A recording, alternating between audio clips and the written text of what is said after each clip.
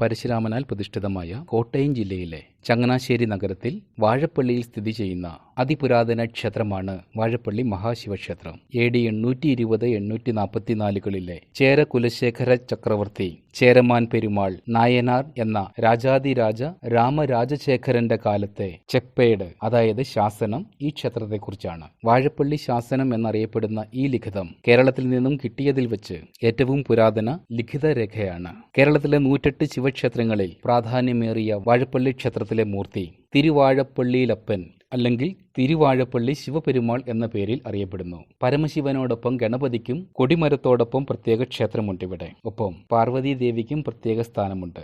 ശ്രീലകത്ത് ഗണപതി, ദക്ഷിണാമൂർത്തി, ധർമ്മശാസ്താവ്, അദൃശ്യ സങ്കല്പത്തിലുള്ള സുബ്രഹ്മണ്യൻ, പരശുരാമൻ, നാഗദൈവങ്ങൾ, ബ്രഹ്മരക്ഷസ എന്നിവർ മതിലിനു പുറത്ത് പ്രത്യേക ക്ഷേത്രങ്ങളിൽ ശ്രീകൃഷ്ണനും നന്ദികേശനും വാഴുന്നു. മീനമാസത്തിൽ തിരുവാതിര നാളിൽ ആറാട്ടോടുകൂടിയ 10 ദിവസത്തെ ഉത്സവം, കുംഭമാസത്തിൽ ശിവരാത്രി, ചിങ്ങമാസത്തിൽ വിനായക ചതുർത്ഥി, കന്നിമാസത്തിൽ നവരാത്രി എന്നിവയും പ്രധാന ആണ്ടുവിശേഷങ്ങൾ.